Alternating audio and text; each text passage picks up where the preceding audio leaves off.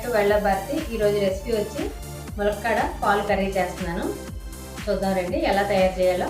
Recipe start చేస్తాను.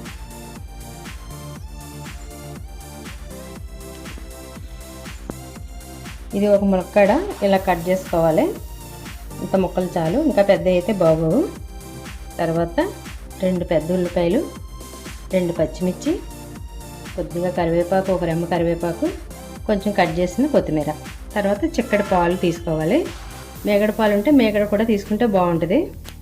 మేగడ పాలు అయితే మాకు లేవు, నెయ్యి చేసాను మేగడ. తర్వాత స్టవ్ ఆన్ చేసుకుని కళాయి పెట్టుకుని ఈ ఉల్లిపాయలు వేయించడానికి తగినంత నూనె వేసుకుందాం. ఇది ఉల్లిపాయలు ఎక్కువగానే వేసుకోవాలి, ఎందుకంటే అది గ్రేవీ ఉండాలి కదా. ములక్కాడ గ్రేవీ పీల్చేస్తుంది.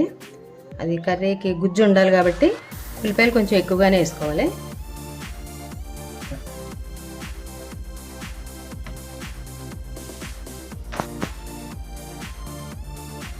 తర్వాత ఉల్లిపాయ వేసుకున్నాం.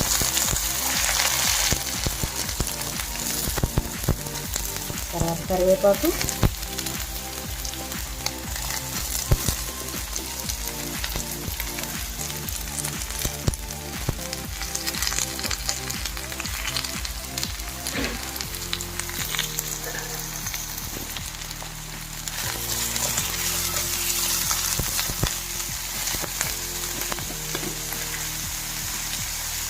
ఒక స్పూను ఉప్పు వేసుకుందాం. తొందరగా మగ్గిపోతాయి ఉల్లిపాయలు. ఉల్లిపాయలు కొంచెం మెత్తపడ్డాక ములక్కాడ వేసేసుకోవాలి. అప్పుడు రెండు కలిపి ఒకసారి వేగుతాయి.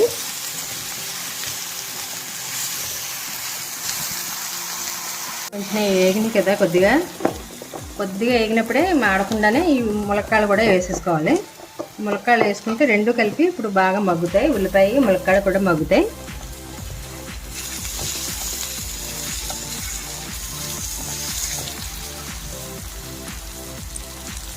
ఇలా పైకి కిందకి కలుపుకొని మూత పెట్టేసుకుందాం ఒక 2 నిమిషాలు. కొంచెం అల్లం వెల్లుల్లి పేస్ట్ వేసుకోవాలి. కొద్దిగానే వేయండి, ఎక్కువ వేయకూడదు. తర్వాత ఇవంతా ఇలా కలిపేసుకుని అది ఒక పచ్చివాసన పోయేదాకా ఉల్లిపాయ వేయించుకోవాలి. కొంచెం ములక్కాడకి ఫ్లేవర్ పెట్టి బాగుంటుంది. అల్లం వెల్లుల్లి మసాలాలు వేయద్దు, అది కూడా అప్పటికప్పుడు దంచి వేసుకుంటే బాగుంటుంది. ములక్కాడ కూడా లేత ములక్కాడ తీసుకోండి, బాగుంటాయి. ముదిరిపోయిన ములక్కాడ అయితే కూర అసలు బాగోదు.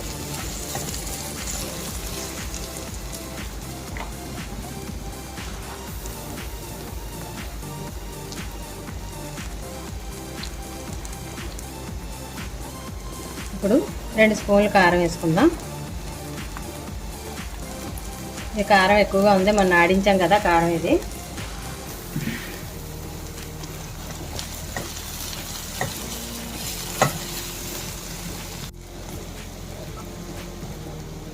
ఇప్పుడు ఒక గ్లాస్ నీళ్ళు వేసుకుందాం.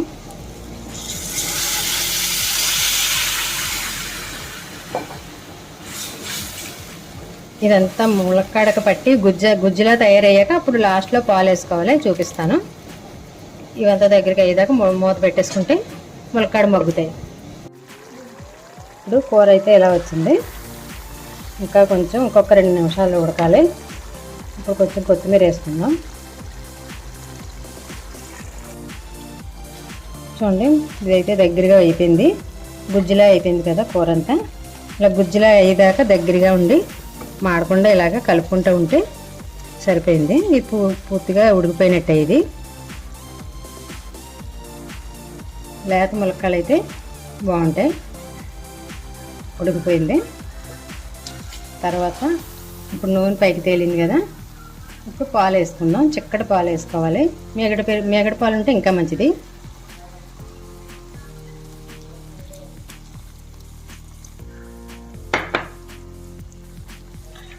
ఇప్పుడు స్టవ్ కట్టేసుకోవాలి. స్టవ్ కట్టేసుకుని, లేకపోతే పాలు ఇరిగిపోతాయి. దీనికి చూసారు కదా, పాలు వేసుకుంటే ఇలా ఉంటుంది కర్రీ.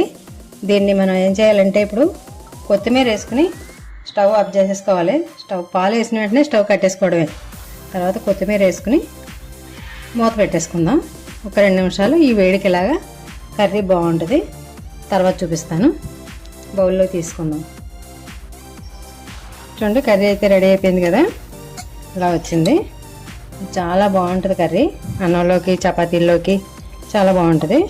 బౌల్లోకి తీసేసుకుందాం. చాలా కమ్మగా ఉంటుంది. మేగడతో పాలు వేసుకుంటే ఇంకా కమ్మగా ఉంటుంది. చిక్కటి పాలు వేసుకోవాలి. చూసారు కదా, పాలు వేసుకున్న వెంటనే స్టవ్ కట్టేయాలి, లేకపోతే పాలన్నీ ఇరిగిపోయి ముక్కల కింద కనిపిస్తుంది.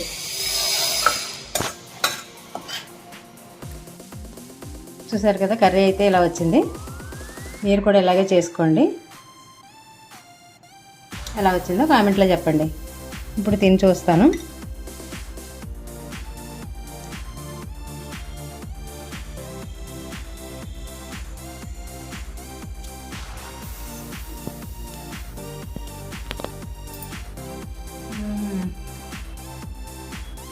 ములక్కడ కరిగిపోతుంది నోట్లో వేసుకుంటే. కర్రీ చూసారు కదా, ఇలా వచ్చింది. మీరు కూడా ఇలాగే చేసుకుని కామెంట్లో ఎలా వచ్చిందో చెప్పండి.